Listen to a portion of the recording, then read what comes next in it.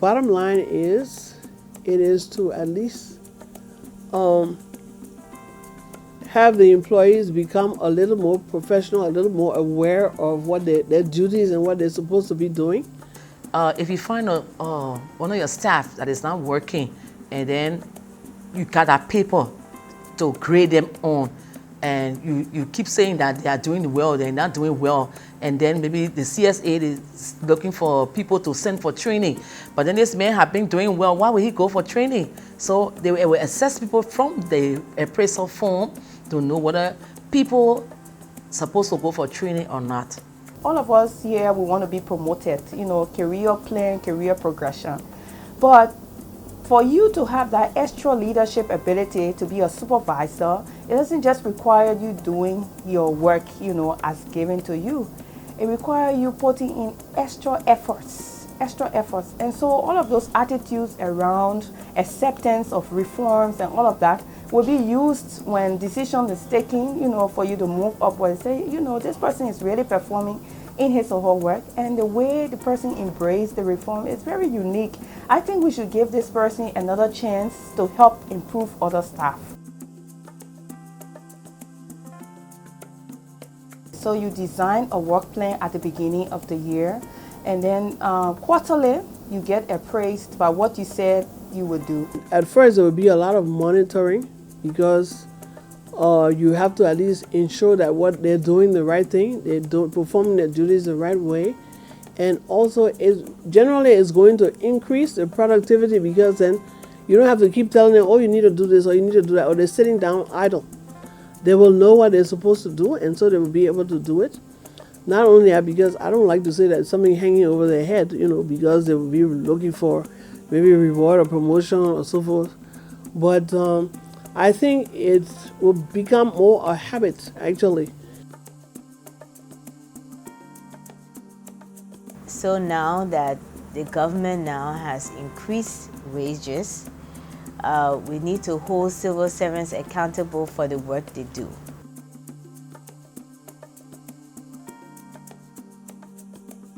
Performance management system is compulsory for everybody, and is now across the civil service, and is going across government.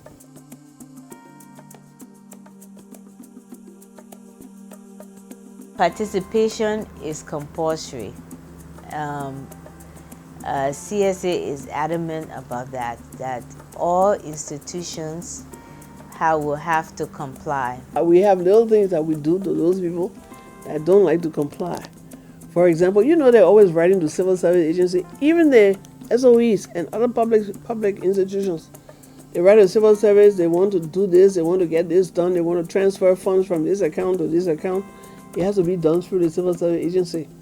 And if you don't comply, because we tell you this is what you need to do, and this is what everybody is doing, it's not for the civil service agency per se, it's for government as a whole. And if you don't comply with what we say, we feel you don't recognize us. If you don't recognize us, we don't recognize you. So why are you writing and saying you want to do this? The civil service agency has a responsibility to ensure efficient and effective civil service. And so this appraisal system is meant for all of us. It's really compulsory because as long as you work in the civil service and you get paid, we also respect that you will do the performance process. It is compulsory. I mean, something that the government brings for you to do. It is.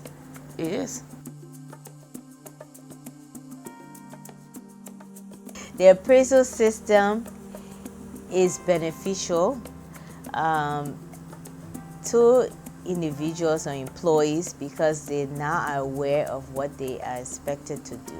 The appraisal helps them by knowing their daily work, knowing what they should do.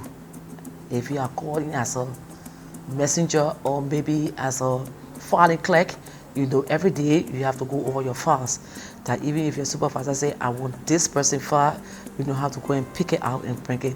So it's a great help. The appraisal, that what it does for people, of that class. Higher class, you got to know your standard.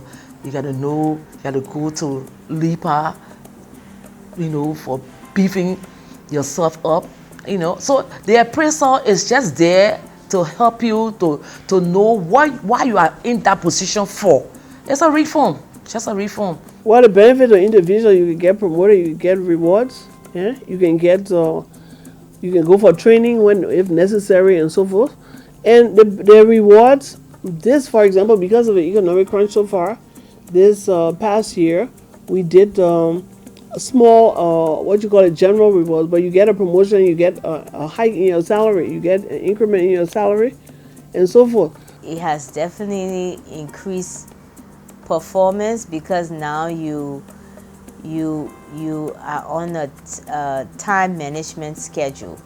You basically have to do activities by a certain deadline, a timeline. You can't just say, oh, it will get done, and that's what happens to government. It will get done, it will get done, it will get done.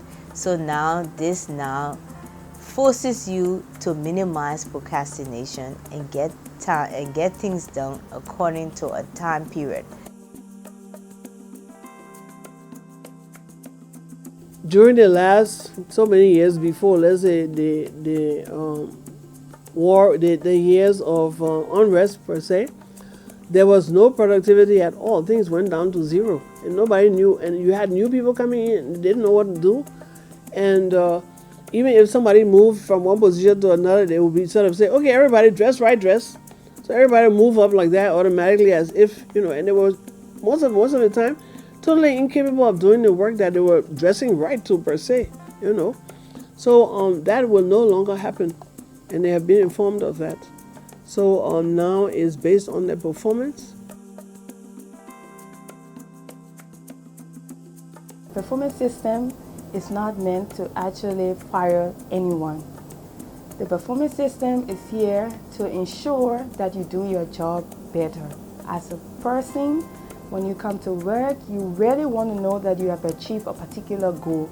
I haven't seen, I know it happens right now in the civil service, but I haven't seen one person who comes to work, goes home, and nothing has been achieved, and you're so happy about yourself. Because your supervisor is going to tell you you've done well today, or I think you need to improve on this. And everybody wants to actually, get that appraisal where, I'm doing well. So the effort has to come from you, and you need to understand it's not about firing you. It's about helping you and your career development.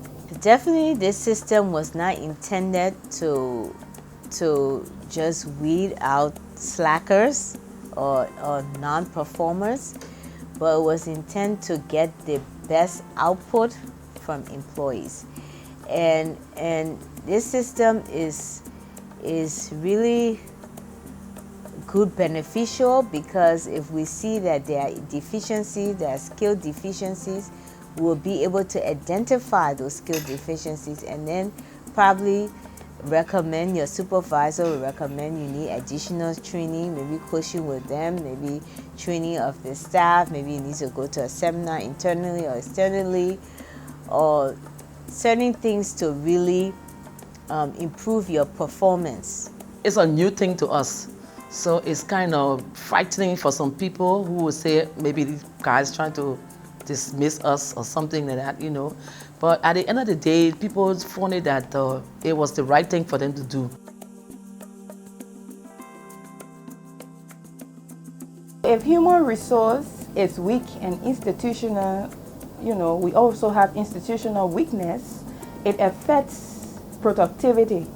And if productivity is low, you don't expect that Liberia will achieve our goal of poverty reduction, depending on which sector you are in, or even our developmental agenda.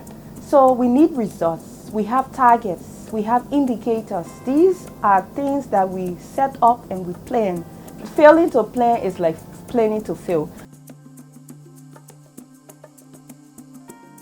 It's very important to have a merit-based system that gives everybody an equal chance to be employed, or like I said, every position that we advertise is competitive, and it's no longer because I know this person or I know this person's mother and so forth. No, you cannot come here and do that anymore. Our citizenry will now have a better image of government. The perception will now begin to change, that government now is more proactive, government is more efficient, because government has had a bad reputation in the past.